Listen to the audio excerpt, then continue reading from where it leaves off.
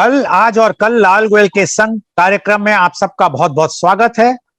कार्यक्रम कल, आज और कल लाल गोयल के संग का सीधा प्रसारण V4 news, global TV, V4 stream, news गांव से, संवाद सारोकार news, organ donation India foundation एवं ज्ञान द्वारा किया जा रहा है। कार्यक्रम कल, आज और कल लाल गोयल के संग में हमारा उद्देश्य है आपको रूबरू कराना उन विशिष्ट व्यक्तियों से जिन्होंने अपने जीवन में बहुत ऊंचाइयों को छुआ है और जो प्रेरणादायक हैं, ना कि सिर्फ युवा पीढ़ी के लिए बल्कि सभी के लिए। ऐसे ही विशिष्ट अतिथि का मैं बहुत बहुत स्वागत, अभिनंदन करता हूं। वीरेंद्र सक्सेना जी, आपका बहुत बहुत स्वागत है कार्यक्रम कल, आज और कल लाल गोयल के संग में। वीरेंद्र सक्सेना जी एक बहुत ही मशहूर इंडियन एक्टर हैं, भारतीय कलाकार हैं, जिन्होंने कि हिंदी थिएटर में, फिल्मों में और टेलीविजन में कार्य किया है। आप नेशनल स्कूल ऑफ ड्रामा के छात्र रह चुके हैं, वहां से आपने प्रशिक्षण प्राप्त किया हुआ है। आपका जो प्रसिद्धि है कि आपका जो कैरेक्टर रोल है और आपकी जो एक अलग तरह की आवाज है, यूनिक, वो बहुत ही एक उसने एक अलग ही पहचान बनाई कला के क्षेत्र में। आपने 80 से ज्यादा भारतीय फिल्मों में कार्य किया है, जो मेरे पे डेटा है, बाकी तो हमसे पूछेंगे वो बताएंगे, लेकिन 80 से ज्यादा हिंदी पिक्चरों में काम किया है। और आपने साथ में हॉलीवुड की इंग्लिश पिक्चरों में भी काम किया है, जैसे white rainbow, cotton Mary and in custody वगैरह। आप कई प्रसिद्ध टीवी सीरियल्स में भी आप काम कर चुके हैं, जिसमें कुछ जो नाम मैं ले सकता हूं, अजनबी और जस्सी जैसी कोई नहीं। आप का जो कैरियर शुरू हुआ वो सबसे पहले दिल्ली में एज ए थिएटर आर्टिस्ट शुरू हुआ। उसके बाद आप बॉलीवुड में 1975 में पहली फिल्म आपकी आई उलझन।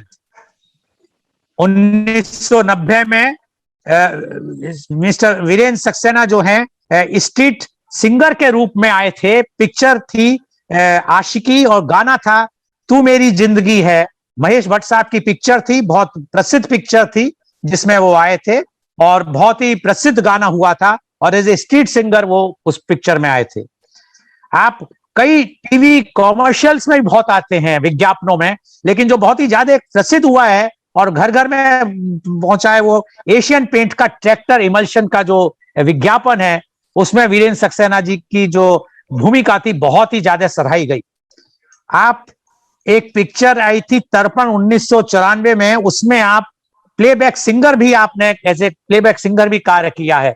तो आपने खाली अभिनय के अलावा संगीत मतलब गायन में भी आपने दखलंदाजी रखी है। और आपकी जो अभी जो आजकल की पिक्चरें हैं, जो अभी लेटेस्ट मूवीज हैं, उनमें Baaghi 3, Jigariya, super 30, 72 hours, martyrs who never died वगैरह वगैरह। वीरेंद्र सक्सेना जी, पुनः एक बार आपका स्वागत है कार्यक्रम कल, आज और कल लाल गोयल के संग में। आपको शायद ही कोई ऐसा पिक्चर देखने वाला नहीं होगा या घर में टेलीविजन वाला नहीं होगा जो आपको नहीं जानता या आपको नहीं पहचानता, माध्यम पिक्चर के माध्यम से, कला के माध्यम से, टेलीविजन के माध्यम से।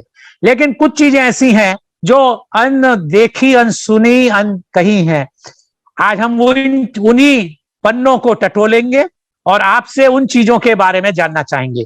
तो मेरा पहला प्रश्न आपसे है, आप कब और कहां पैदा हुए, आपका बचपन कहां बीता और आपकी प्रारंभिक शिक्षा कहां हुई? श्री वीरेंद्र सक्सेना जी। देखिए, मैं एक बहुत छोटे शहर मथुरा से रहने वाला हूँ। मथुरा आप सब लोग जानते हैं। मथुरा इस बात के लिए बड़ा मशहूर है कि वो कृष्ण की जन्मभूमि है और चूंकि बड़ा एक रिलीजियस सी सिटी है, तो इसलिए वहाँ का एक अजीब सा माहौल है, बड़ा आर्टिस्टिक सा माहौल है। हम वहाँ रहते थे तो हमको नहीं पता लगता था कि माहौल आर्टिस्टिक है, लेकिन जब शहर से दूर आए तो हमको पता लगा कि बहुत आर्टिस्टिक है। गाने वाले लोग, बजाने वाले लोग, नए नए इंस्ट्रूमेंट बजाने वाले और अलग तरीके की रामलीला, रासलीला, इस तरीके की बहुत सारी ऐसी एक्टिविटीज होती थी जो जनरली दूसरे शहरों में या टाउनशिप्स में नहीं हुआ करती। तो वो एक बड़ी प्रोवोकिंग चीज थी जो कि लोगों को प्रोवोक करती थी और एक नया किस्म का इंटरेस्ट डेवलप हो गया था चीजों को देखने के। वहां रामलीला हो रही है, वहां ये हो रहा है, वहां ये हो रहा है। Things like that. तो मैं मथुरा का पला बढ़ा हूँ, वहीं मेरी पढ़ाई हुई है। एक चंपा अग्रवाल इंटरमीडिएट कॉलेज था, वहां से इंटरमीडिएट किया, और किशोर रमन डिग्री कॉलेज से मैंने बीएससी किया। एक first year MA political science की भी की थी, लेकिन तब तक मेरी समझ में आ गई कि इसको करने का कोई मीनिंग नहीं है, कुछ और करना पड़ेगा। और मैं थोड़ा सा वीरेंद्र सक्सेना जी आपको रोकना चाहूंगा। आपने बताया आपने चंपा अग्रवाल इंटर कॉलेज से इंटर किया, कोई संस्मरण याद आता है बचपन का? क्योंकि आप अभिनय में इतने रूप से ही आपका रुचि थी, तो कोई आपको संस्मरण याद आ रहा है बचपन का कि जब आपने कुछ अभिनय किया हो या आपके शिक्षकों ने कुछ कहा हो? बहुत इंटरेस्टिंग बात यह है कि मैंने सबसे पहले प्ले ही चंपा अग्रवाल इंटरमीडिएट कॉलेज में किया था। मैं 6 में पढ़ता था, मेरे एक दोस्त थे शिव कुमार सेठी, वो हम दोनों ही 6 वाले थे, और हमारे एक सीनियर थे, एक आरएस सैनी करके टीचर हुआ करते थे, उन्होंने एक वैसे ही प्ले कराया था जो कि स्टेज हुआ था, उसमें मैंने पहली बार एक स्टेज पर काम किया था। तो ये एक वहां की याद है। और बड़ा तो देखा जाए उसके उस बाद पढ़ने में आप किस तरह थे, कि अभिनय में ज्यादा थे या पढ़ना भी आपका ठीक ठाक था?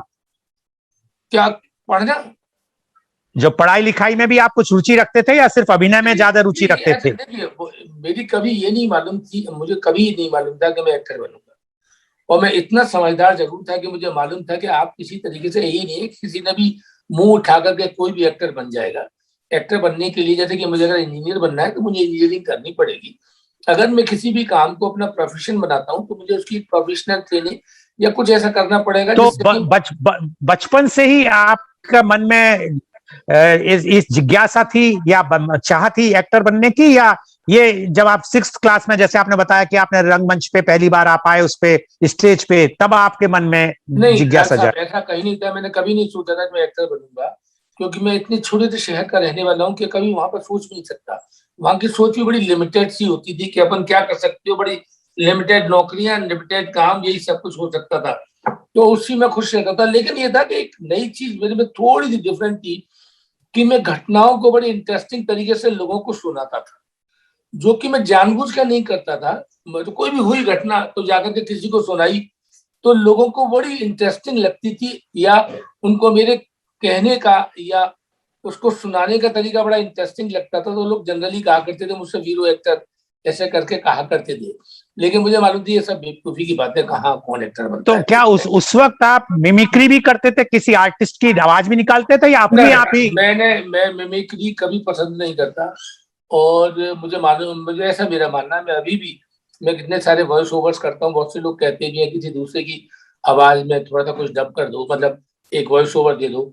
डबिंग नहीं करता, मैं वॉइस ओवर करता हूँ। वॉइस ओवर एक अलग चीज होती है जो कि मैं बताऊंगा बाद में आगे। जी वो मैं जी। नहीं करता, मुझे मिमिक्री पसंद नहीं है।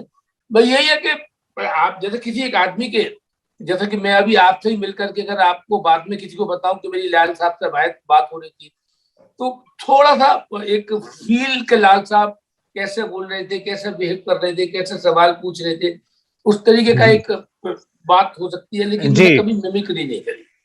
तो ये आपके मन में कब विचार आया कि आपने जैसे बताया कि आप एमए पॉलिटिकल साइंस कर रहे थे, फर्स्ट ईयर कर रहा था, तो कहाँ विचार आया कि आप एक्टर बनने चल दिए? नहीं, मैंने एस बिल्कुल मुझे कभी नहीं मालूम था कि मैं एक्टर बनूंगा। मेरे को तो ये था कि मथुरा चूंकि बहुत एक मैंने जैसे कि आपको बताया, आप भी जानते हैं, बहुत तरीके से एक थोड़ा सा रिलीजियस प्लेस है। तो वहां थोड़ा सा एक अपनी किस्म का, हर रिलीजियस शहर में, चाहे वो हिंदू रिलीजियस सिटी हो या मुस्लिम रिलीजियस सिटी हो या किसी की भी, जनरली वहां पर एक अपनी किस्म का एक माफिया होता है, एक एक गुंडाइज्म कह सकते हैं ये। तो मथुरा में तो वैसे भी जरा गांव वाले और शहर वाले दो अलग अलग किस्म के लोग चूंकि ब्लेंड होने की कोशिश करते थे और हो नहीं सकते थे, क्योंकि गांव वाले कभी भी शहर वाले नहीं बन सकते और शहर वाले कभी गांव वाले नहीं बन सकते। और गांव वाले थोड़े देर चूंकि रईस होते थे, बड़े बड़े खेतों वाले जमींदारों के बेटे होते थे, गाड़ियां होती थी, ट्रैक्टर होते थे, ये होते थे। तो उस पूरे प्रोसेस में मुझे ये लगा कि मैं चूंकि दोनों लोगों के बहुत करीब था, मुझे ऐसा लगा कि कहीं किसी दिन किसी को मेरे पर शक ना हो जाए और मेरे साथ कभी कुछ बुरा ना हो जाए, जो कि जिसके की बहुत चांसेस थे। क्योंकि मेरी नॉलेज में बहुत सारी ऐसी बातें होती थी कि आज शाम को क्या होने वाला है, मैं दूसरे को बता नहीं सकता था कि मुझे ये मालूम है। जी। उनके यहाँ से मुझे, तो मैंने को लगा कि मुझे ये जगह छोड़ देनी चाहिए। तो मैं राजा महेंद्र प्रताप का सेक्रेटरी बन के 100 रुपए महीने पर दिल्ली चला गया। राजा ये महेंद्र प्रताप 70 सिंह जो MP रहे मथुरा के। जी वृंदावन वाले जो, हाँ, जी। तो उनका सेक्रेटरी बन करके 100 रुपए महीने पे वहां चला गया था। मुझे सिर्फ 3 चिट्ठियां लिखनी होती थी। सुबह 9:30 बजे उनके साथ ब्रेकफास्ट करना होता था। 10 बजे मुझे 3 चिट्ठियां लिखनी होती थी। फिर मैं गाड़ी में बैठ के पोस्ट ऑफिस तक जाता था, उनको डाल करके बुक पोस्ट करा करके मैं आ जाता था। उसके बाद मैं पूरे दिन फ्री होता था। बराबर रहना फ्री था, खाना फ्री था, सब कुछ, बाकी सारी चीजें फ्री थी। और चूंकि मेरा आइडिया बेसिकली ये नहीं था, मेरा आइडिया सिर्फ मथुरा छोड़ना था, तो मैंने मथुरा छोड़ दिया। इसी दौरान चूंकि मैं यहाँ आ गया था, तो हमारे एक सीनियर है मथुरा के, अनिल चौधरी, मतलब अगर आपको याद होगा दिगंबर सिंह जी के जी, वो मेरे कार्यक्रम में मंडे को आ रहे हैं, इसी कार्यक्रम। अरे वाह वाह, तो बस आप जी उनसे भी बताइएगा। तो वो उनकी बेटी के बेटे, वो उनसे मिलने के लिए वहां गया। उन्होंने मुझको फोन कहा कि तुम इमीडिएटली मेरी प्ले में काम करो। तो मैंने पहला प्ले किया जो प्रोफेशनल प्ले था, इन्ना की आवाज करके, असगर बजाज का एक प्ले था, बहुत फेमस प्ले था। तो उसमें मेरे साथ काफी सारे लोग थे, बड़े बड़े लोग थे, पंकज कपूर थे, दीपक काजर थे, इस तरीके काफी बड़े बड़े तुमने सीनियर्स लोग थे, उन लोगों के साथ मैंने प्ले किया। वो प्ले किया तो मेरे को काफी लोगों ने अप्रिशिएट किया। मेरा पेपर में कुछ नाम वाम आया तो मैं बड़ा खुश हो गया। अरे माय गॉड, ऐसा ऐसा है। तो मैंने राजा साहब की नौकरी छोड़ दी और मैंने थिएटर शुरू कर दिया। तो मथुरा के ही एक दिनेश अग्रवाल है, ये वाले नहीं, राम भवन वाले नहीं, एक और है दिनेश बंसल, बेसिकली अग्रवाल है। उनका एक बंसल होटल था होली दरवाजे पर, वो काफी बड़े एक्सपोर्टर हैं। वो मेरे बड़े भाई के दोस्त थे। उनसे मैंने कहा तो उन्होंने कि तुम मेरे घर आ जाओ। वो अकेले रहते थे, उनके पास बहुत बड़े आदमी थे। मैं उनके पास जाकर रहने लगा। जब तक मैंने NSD ज्वाइन नहीं किया था उनके पास रहता था, और इस तरीके से अपनी जिंदगी गुजर। रहता क्या था, मतलब वो भी शादीशुदा नहीं था, वो भी बाहर होटलों में खाना खाते थे, तो मैं भी होटलों में खाता था। कभी कभी हम लोग साथ साथ भी खाना खा लेते। तो खर्चा आपका वो रंगमंच पे जो आप कार्य कर रहे थे उससे चल रहा था? नहीं, रंगमंच से तो खैर पैसे नहीं मिलते थे, लेकिन मैं पोस्टर बनाया करता था। क्योंकि मैं पेंटर काफी अच्छा था, काफी ठीक ठाक था, तो मुझे मतलब 2 रुपए पर पोस्टर मिलता था। सामान वो सब लोग देते थे, तो मैं दिन में 5-7 पोस्टर भी बना लेता था, तो मेरा काम चल जाता था उसमें। तो बस। तो उसके बाद NSD कैसे ज्वाइन किया आपने, नेशनल स्कूल ऑफ ड्रामा? तो जी, अनिल चौधरी जी ने मुझे मेरी मुलाकात कराई M.K. रैना से। M.K. रैना ने हमारे साथ मिलकर के ग्रुप शुरू किया, प्रयोग। उस प्रयोग से हम लोगों ने एक पहला प्ले किया जुलूस करके, एक स्ट्रीट प्ले था। और उस स्ट्रीट प्ले से हम दिन में शो करते थे, और शो के बाद हम लोग चादरा फैलाते थे, जो लोग पैसे डालते थे। हमारा दिन में बहुत काफी, हमने 400-500 शोज किए। उससे जो पैसे इकट्ठे होते थे वो सब लोगों में बढ़ जाते थे। लेकिन बहुत सारे ऐसे लोग थे मेरे साथ के, जैसे कि सुधीर मिश्रा, एक बहुत बड़े डायरेक्टर है आज की तारीख में वो, या एक मनोहर खुशलानी, एक बहुत बड़े सीनियर IIT दिल्ली में पढ़ाते हैं, डैम कंस्ट्रक्शन का एक बहुत बड़ा बड़ा नाम है। इस तरीके के बहुत सारे लोग जो पैसे नहीं लेते थे और जो मुझे देते थे कि यार ये जब हीरो को पैसे जरूरत है तो आपने लेके अभी 2 रुपये, चलो तुम। वो मिलते भी कितने पैसे थे, एक शो करने के बाद मेरे 40-50-60 रुपये इकट्ठे हो जाते होंगे। उसमें हमारे आने जाने के खर्चे और 10 एक्टर्स थे, तो उस तरीके का हो जाता था। तो उससे काम चलाते रहे। लेकिन मुझे मालूम था कि किसी भी तरीके से टिके रहना है, यहाँ से जाना नहीं। तो I was very much there in Delhi and was doing all this. तो फिर नेशनल स्कूल ऑफ ड्रामा में कैसे पहुंचे? फिर मैं बता दूं ना, फिर कुछ दिनों बाद हमारी एक डिफरेंसेज आई हमारे और M.K. रैना में। वो M.K. रैना के कुछ कुछ क्लोज लोगों ने, कुछ का एक डेलिब्रेट अटेम्प्ट था। हम लोग कैलकाटा गए थे, हमने कैलकाटा शो करने के लिए गए थे द मदर। उस दौरान एक मिसअंडरस्टैंडिंग हुई। कहने को M.K. रैना ये वंडरफुल फैन, मैं आज तक उनका बहुत बड़ा फैन हूँ, बहुत अच्छा अप्रिशिएट करता हूँ। आज मैं जो भी हूँ उनकी वजह से, अनिल चौधरी और M.K. रैना की वजह से ही हूँ। तो हमको लगा कि अब ये ग्रुप बहुत ज्यादा चलेगा नहीं। हमको ऐसा लगा कि हम कुछ प्रॉब्लम्स होती रहेंगी, तो हम सारे लोगों ने, हम बहुत सारे लोग, मैंने, सुधीर मिश्रा का छोटा भाई, वो सुष्मिता मुखर्जी, एक बहुत सारे, मतलब मैं किस के नाम दूं, हम करीब 22-23 लोगों ने इकट्ठा, विनोद दुआ भी था उसमें, हम सब लोगों ने फिर वो ग्रुप को छोड़ दिया। And then I decided that अब तो कुछ करना पड़ेगा। तो बेस्ट पॉसिबल था कि मैं NSD ज्वाइन कर लूं। तो मैंने कहा कि एनएसडी ज्वाइन करूंगा। मैं पहली साल मैंने अप्लाई किया, लेकिन चूंकि यूपी का एक ही स्कॉलरशिप था, तो एक और रिसोर्सफुल आदमी थे, उनको मेरी जगह पे उनको वो स्कॉलरशिप मिला। मुझसे कहा गया था कि आप ज्वाइन कर लो, हो सकता है 3 महीने बाद आपको भी स्कॉलरशिप मिल जाए, लेकिन मैं अफोर्ड नहीं कर सकता, मेरे पास इतने पैसे ही नहीं हुआ करे। तो मैंने कहा नहीं, मैं नहीं करूंगा, मुझे जब स्कॉलरशिप मिलेगा तभी करूंगा। उसके अगले साल मैंने अप्लाई ही नहीं किया, क्योंकि मैं थिएटर करता था, बहुत खुश था। लेकिन 79 में मुझे लगा कि नहीं, ये सब कुछ बहुत हो गया, और खाली थिएटर से आज भी मुझे मानना है कि बहुत हिम्मत वाले लोग हैं जो कि थिएटर करके अपनी पूरी जिंदगी चला रहे हैं। मैंने लगा नहीं, मुझे एनएसडी ज्वाइन कर लेना चाहिए, और मैंने एनएसडी ज्वाइन कर ली। और 3 साल करने के बाद मैंने 3 पास करने के बाद भी मैं 6-7 साल दिल्ली रहा हूँ, थिएटर किया मैंने, बॉम्बे नहीं आया। जबकि इस दौरान मैंने तमस किया, तमस करने के बाद में बहुत बड़ा नाम हो गया था, काफी कुछ काम हो गया था। जिस फिल्म का आपने नाम मेंशन किया ना, अभी भट्ट साहब की फिल्म आशिकी, जी वो तो मैंने जबरदस्ती गा दिया था सर। मैं तो भट्ट साहब से मेरी बहुत अच्छी दोस्ती थी, तो भट्ट साहब ने एक दिन कहा, अरे यार तू वो गाना गा ले, चल यहाँ बैठ जाती है। तो मैंने, अदरवाइज इस तरीके का काम में करता नहीं था। मैं उससे पहले काफी काम करके आया चुका था, विधु विनोद चोपड़ा की फिल्म करके आ चुका था, खामोश करके आ चुका था। उससे पहले मैंने खामोश कर चुका था, दिनेश लगनपाल की फिल्म की थी मैंने। और काम मेरे पास सोचता नहीं था, लेकिन बॉम्बे आने के बाद मुझे पता लगा कि बॉम्बे में आप कितना भी कुछ करके आ जाएं, आपको सब कुछ दोबारा से शुरू करना पड़ता है। बॉम्बे आपको बहुत जल्दी रिकॉग्नाइज नहीं करता, क्योंकि उनको मालूम है अगर वो आपको जल्दी से रिकॉग्निशन दे देगा तो उसको पैसे ज्यादा देने पड़ेंगे। जी तो वो उनसे बचता है। लेकिन बॉम्बे में आपके बड़े भाई, यानी कि चांद साहब की बात कर रहा हूँ, उन्होंने मेरी मॉरली बहुत बहुत बहुत हेल्प की। क्योंकि मैं जब भी परेशान हो जाता था तो मैं चांद साहब के पास चला जाता था। वो हमेशा उन्होंने मुझको, मतलब आई थिंक दैट हर एक की लाइफ में एक चांद गोयल जरूर होना चाहिए, क्योंकि किसी को इतना एनकरेज कर सके। उन्होंने हमेशा कहा कि नहीं, things will happen, things will happen, stay here. तुमको क्या चाहिए, तुझे क्या प्रॉब्लम है? वो मुझे इस क्लब में, इस क्लब में, इस क्लब में, घर में भी रहा मैं कितनी बार। उन्होंने मुझे अपने एक नया घर दे दिया, इतना बड़ा 3 बेडरूम हॉल में रहने के लिए, कि तुम इसमें रहो। नहीं, लेकिन तुम ये सब करो। इस तरीके की मेरी मदद एक बार पीएन अक्सर ने भी की। जब मैं दिल्ली में था तो मुझको बीच में लगा कि मैं कुछ नहीं कर रहा हूँ, मुझे कुछ नौकरी करनी चाहिए। तो सुधीर मिश्रा मतलब के नाना जो थे, वो तुम शायद जानते होगे, मतलब डीपी मिश्रा जो है वो जी 15 साल तक मध्य प्रदेश के चीफ मिनिस्टर रहे थे। वो मुझे जी पीएन जी अक्सर के पास ले गए, तो पीएन अक्सर मेरे लोकल गार्जियन हो गए। और उन्होंने भी कहा कि नहीं, तुमको मैं नौकरी नहीं करने दूंगा बेटा, तुम थिएटर करने का तुम्हारा मन है, तुम थिएटर करो। वो मतलब इस तरीके के लोग मुझे फिर जिंदगी में मिले। मैं दिल्ली में पीएन अक्सर की बात कर सकता हूँ, या दिनेश भाई साहब की, जिन्होंने मुझे अपने घर में रखा है ना, या काफी हद तक मैं विनोद दुआ की भी बात कर सकता हूँ। कहने को तब तो वो स्टूडेंट था, लेकिन वो बहुत एनकरेज करता था। और बॉम्बे में आकर के only and only there was Chand Goyal, who said कि नहीं, nothing will happen, keep on doing, things will work out, everything will go fine, and he did it, he did, I mean it. तो उसके बाद आप फिल्मों में आ गए।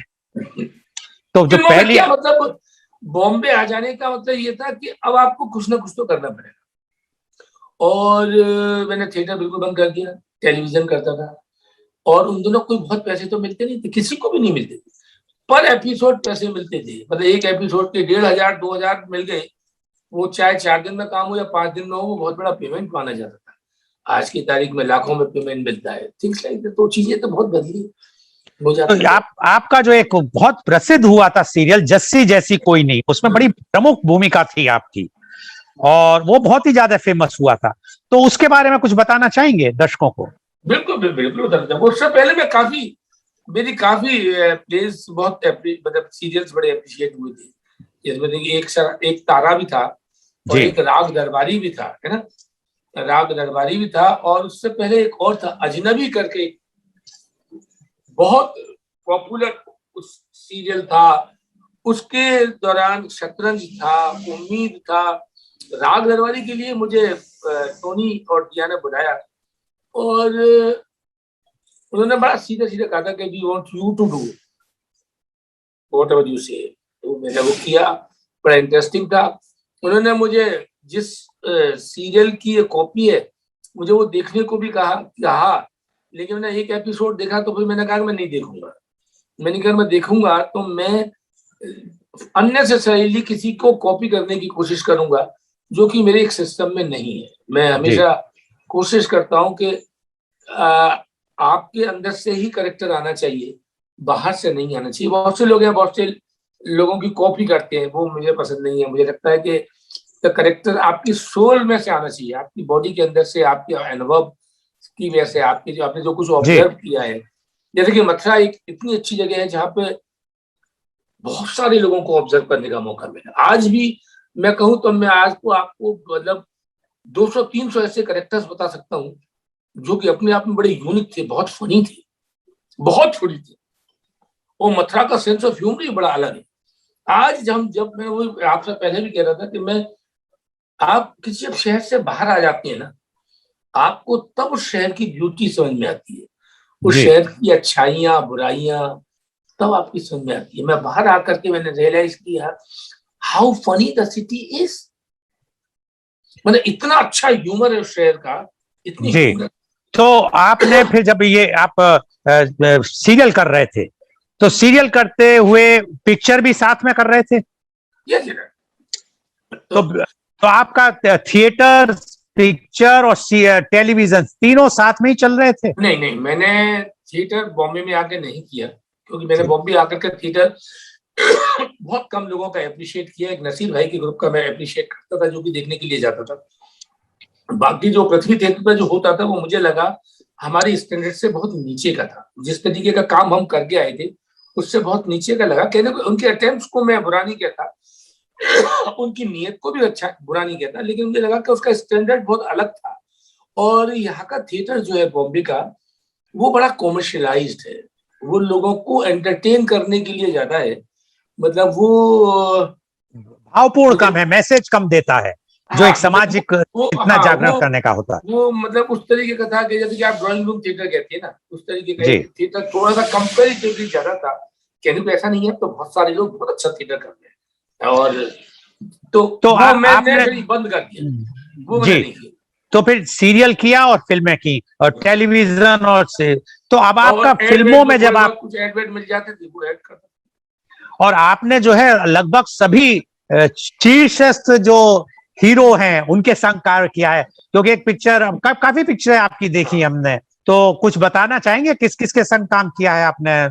लगभग सभी के साथ काम किया है, और हर आदमी अपने आप में यूनिक है। और सर क्या होता है लाल साहब, यहाँ से बैठ करके या दूर बैठ करके ऐसा लगता है कि आपने किसी के साथ फिल्म की है तो आपके बहुत वो क्लोज आ गया, ऐसा कुछ नहीं है। बड़ा प्रैक्टिकल शहर है बॉम्बे। इनफैक्ट शहर नहीं, उसको बाजार कहना चाहिए। यहाँ आपको अपने आप को बेचना आना चाहिए या दूसरों को खरीदना आना चाहिए। अगर आप वो चीजें जानते हैं तो ठीक है, अदरवाइज आप बहुत सक्सेसफुल नहीं हो सकते मेरी तरह से। जैसे मैं अपनी जिंदगी अपनी तरीके से गुजारता हूँ, मैं अपनी कंडीशन पे अपनी शर्तों पे करता हूँ, काम अच्छा लगता है करता हूँ, पैसे अच्छे मिल जाते हैं तो कर लेता हूँ। कोई एक रीजन मेरे पास जरूर होना चाहिए किसी भी काम को करने का, वो मैं कर लेता हूँ। मैंने अभी एक वहां की भी फिल्म की है, साउथ की भी फिल्म की है। पहले भी मेरे पास एक बार साउथ की फिल्म आई थी, मैंने छोड़ दी थी, लेकिन मैंने अभी एक फिल्म की है, मैंने छोड़ी थी। किस भाषा की है? कौन सी भाषा? तमिल और तेलुगु दोनों में ही, नहीं कन्नड़ और तेलुगु, उसमें तेलुगु। अच्छा। इसके बाद आप हॉलीवुड की आपने कुछ पिक्चरें करी अंग्रेजी की, तो उनका क्या आपको कुछ अंतर दिखा? आपको उसका एक्सपीरियंस कैसा लगा हिंदी फिल्म इंडस्ट्री से और हॉलीवुड वाला, बॉलीवुड और हॉलीवुड में? बहुत फर्क है, मतलब जमीन और आसमान का फर्क है। सवाल क्या है कि हमारे स्क्रिप्ट देखते हैं ना, हमारे यहाँ सीन्स होते हैं, उनके यहाँ सीन्स नहीं होते, उनके यहाँ सीक्वेंसेज होती है। और सीक्वेंसेज में भी ऐसे नहीं लिखा होता सीक्वेंस 1 सीक्वेंस 2, पूरी स्क्रिप्ट शॉर्ट्स में डिवाइडेड होती है, जिससे कि कुछ भी नहीं छूटे। यानी कि फिल्म उनकी पहले ही बनी हुई रखी होती है, उनकी स्क्रिप्ट में ही पहले पूरी फिल्म बनी हुई होती है। उनके काम करने का तरीका, उनके लिए कोई हीरो बड़ा नहीं है, कोई हीरोइन बड़ी नहीं है, कोई एक्टर बड़ा नहीं है। उनके लिए सबसे बड़ी चीज है स्क्रिप्ट। स्क्रिप्ट सोल है, आप उसके अकॉर्डिंग काम करेंगे। अगर आप उसके अकॉर्डिंग नहीं कर सकते, you are no more required तो आपका कहना है कि स्क्रिप्ट जो है, स्क्रिप्ट राइटर जो होता है हॉलीवुड का, वो बहुत इंपॉर्टेंट माना जाता है। बहुत इंपॉर्टेंट है। और उसके बाद डायरेक्टर के साथ बैठ करके जो बेसिकली एक स्क्रिप्ट बनती है, एक कहानी के बाद जो एक आपका, जैसे कि हमारे स्क्रीन प्ले कहते हैं, आप उसको भी स्क्रीन प्ले कह लीजिएगा, लेकिन वो इतनी अच्छी तरीके से वर्कड आउट होती है हर चीज, कि आपको मालूम होता है, आप भी खुद देख सकते हैं फिल्म कैसी बनेगी, आपको खुद मालूम होता है। और यही कारण है कि ज्यादातर ऑस्कर अवार्ड सब भारी की पिक्चरों को जाते हैं, हमारे यहाँ बहुत कम आ पाते हैं। हाँ, तो वैसे भी क्या है कि वो तो इंग्लिश फिल्मों को ही देते हैं, हमारे को तो अदर लैंग्वेजेस में मानते हैं, लेकिन ठीक है, अब जैसा भी है ऐसा ही है। तो आपका जो इतना आपने तजुर्बा लिया, इतने साल हो गए आपको कार्य करते हुए, तो आपको क्या लगता है कि फिल्म इंडस्ट्री, और अब तो ओटीटी आ गया है, तो ओटीटी में भी आपने कुछ कार्य किया है?